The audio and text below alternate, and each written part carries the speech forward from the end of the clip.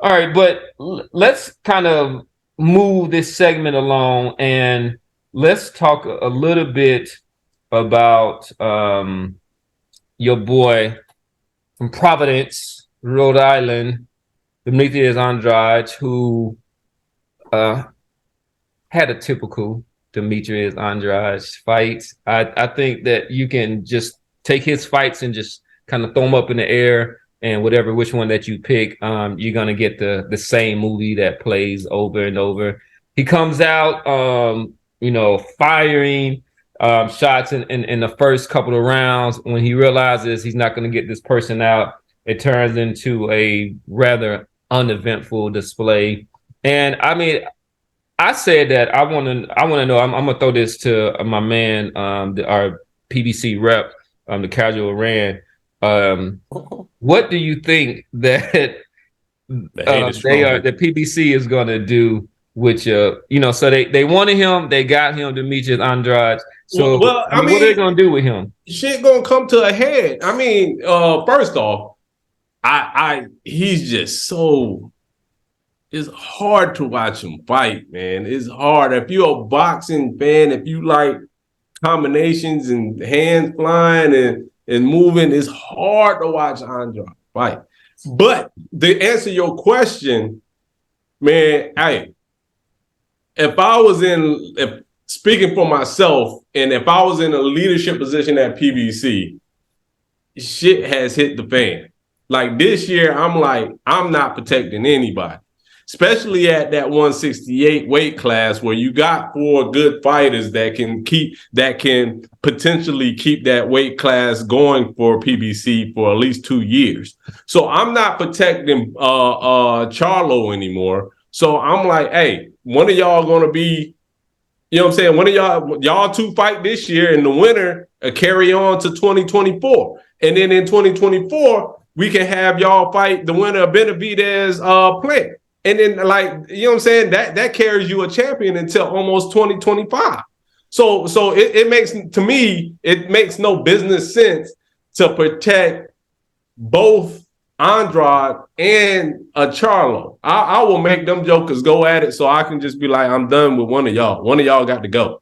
Because I got too many. I got 4 168ers that's pretty decent. And then when Canelo dropped them belts, those 4, I'm looking at those 4 to start fighting, you know what I'm saying, going at it so they can get the belt, so they can bring it back to my stable. It's not benefiting me to protect one fighter that hasn't fought in like 2 years. So hey, give Charlo a warm up, but then the next fight need to be against Andrade. You think there's 3 PBC fighters in line for them belts? Yeah, I think because you said 4 fighters, but it's really 3 PBC. What, fighters. Plant isn't PBC? No, Plant is, he's just not. Benavidez. Then Andrade, and then Andrade and Charlo. And Charlo. Yeah. But Charlo's not officially a 168 pounder yet. So he pretty much is. I mean, he's never fought at that weight, but we're assuming that he is. But right. I think you should have a mini tournaments, a round robin, the kind of box off, and then whoever comes out of that, have them challenge your boy Canelo Alvarez. Because I just don't think Canelo is going to go through that kind of gauntlet of a big, strong, long, 168 pound fighters, particularly those who are slick boxers, which is the style that he is not really prone to look good against. But the tournament sounds, what you're proposing is a gauntlet of all them fighters just to have the potential to fight Canelo. I wouldn't sign up for that. If he vacates, and then I'll be like, all right, put my name in this gauntlet. Why not? But if he doesn't vacate, you can't. I'm not going through that gauntlet for the potential for him to weasel out like he always find a way. If he does, tell him to leave the belts behind. But they you can't sit in this holding pattern, just waiting for something. I mean, those are the fights that need to be made, and particularly at their age. Who's Oh, that? hey. Hey, Hold on so one second. hey, we forgot. Hey, Jared, we forgot the fifth. David Morrell. No, I didn't. Oh, I didn't name off Jarrell. Yeah, Morrell. Yeah, so Benavidez right now has the regular WBC. Morrell has the regular WBA. Hey. Willie School, who is out in promotional no man's land, is the number one for Canelo's IBF. That fight ain't happening. Yeah, he's the odd man out. Ryder right now is the regular for Alvarez WBO. Caleb Plant is the number one, and Demetrius is the number two in the WBA. He was number two before even fighting Damon Nicholson last weekend. So, yeah, Canelo, yeah, it's going to have to be Berlanga. It's going to have to be vacate and go fight Berlanga over on ESPN.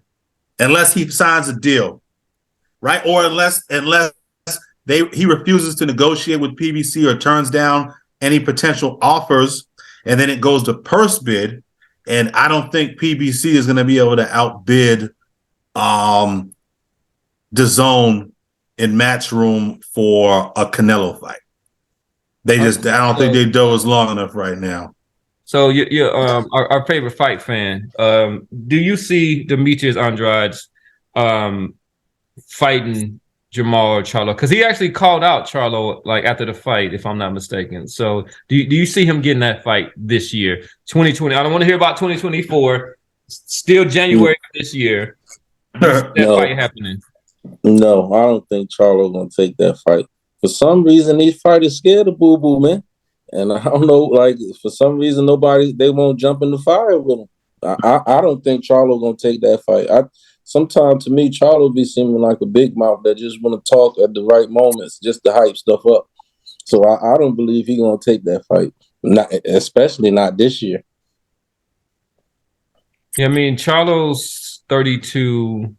Demetrius 34. He the same age as Crawford. He just turned 34, I believe. We're getting ready to turn 34. He's 34. Yeah. I agree with Fuji, man. What's it called? Charlo been sitting around for damn near 19 months now? 20 months? Well, yeah, he fought in June of 2021. That's crazy, isn't it? This dude been sitting around for that long.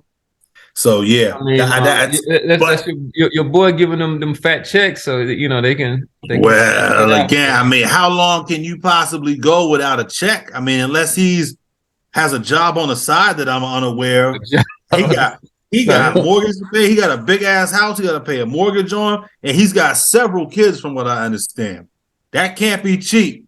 Well, I was thinking about he's got them whips too. You know what I'm saying? I mean, and he got all them cars. He got high interest loans on them shits probably. we don't know that. Now right. We don't know that. We don't know that for certain. We don't know that for certain. He might have A1 credit. He might have 800 credit score. But the point is, I mean, we can go back and look up what the cat's been making, and let's say he's even been making a little bit more than that. He gonna have to fight.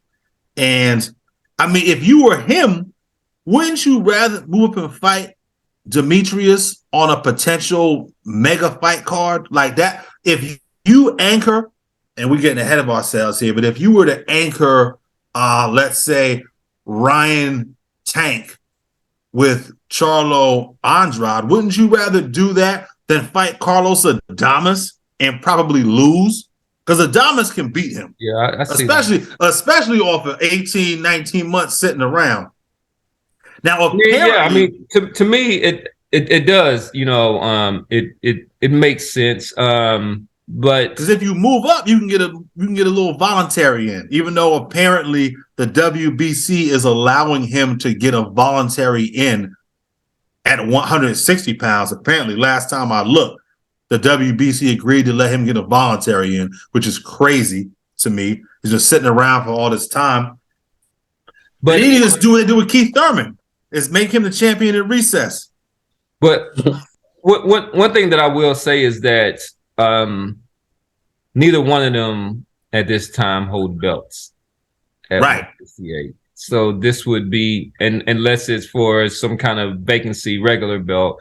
I'm thinking that I agree with our favorite fight fan. I think that if there's no belt at stake and the risk, I think it's a perfect opportunity. But unless there's a belt or something that they can dangle in front of your man Charlo, I don't see this happening. Or they can negotiate a small percentage of the pay-per-view buys, because that's going to increase the interest. I don't care what nobody say. You can crack your jokes about Charlo and Andrade. People will show up for that fight. People will definitely tune in for that fight. On their own, they little regional stars at best, if that. And that might be overstating things. But Charlo Andrade on anybody's card is going to increase the interest in the card.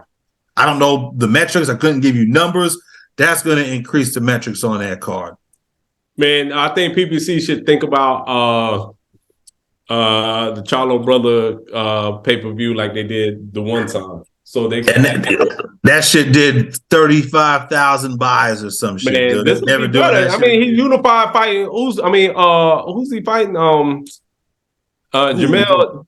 What's his name? He ain't fighting nobody right now. He fighting the WBO. Man, Charlo said, "I'm not a businessman. I'm a businessman." He ain't even. he ain't even that. He's talking about Sue Charlo. So he's trying to fight Tim Tszyu. Yeah, but they got to do with anything though. I'm saying when he fight Tim Tszyu, you could put Jamal and Andrade on that undercard.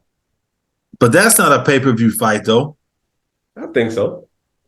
No, I don't think so. Tim Tszyu. Well. I mean, it's better than the other shit PBC was putting on pay-per-view. It's better than Barrios Thurman or Ortiz Martin. Those were pay-per-view fights. So I stand corrected, Randy. By that standard, it probably is a pay-per-view fight. But I don't know that Charlo or Andrade could negotiate significant back end off of a Jamel Charlo pay-per-view event. Now, Cam, I bring that up because Cam was saying that there's not really any incentive if there are no belts. And there's no monetary incentive to be your little brother's undercard, right? I mean, at least there's some monetary incentive if you're on a Tank Ryan undercard, right? You can maybe, because you've been a good soldier, I guess, maybe, I don't know what him and Al's relationship is, maybe you can negotiate a little 0.2, 0.3% of the pay-per-view or something like that. I don't know. A little percentage and a half or 0.5% of the pay-per-view. Because that Ryan Tank shit probably going to do better than, hypothetically, an Errol Bud fight, in my opinion. So maybe it's that's just because of Garcia, though. Yeah, Garcia got the fans gonna come through there. Yeah, so that supported a previous argument. So I'm not even gonna bring that up. All right. So with that said, I'm your man. Also, just one reminder once again, make sure that you like. We need to get them subs up. But we appreciate y'all rocking with the pundits of pugilism. This is your man, Professor Nim, signing out for Fuji, your favorite fight fan, the Casual Rand. Peace. And Boston Jared. Peace. Keep it popping, y'all.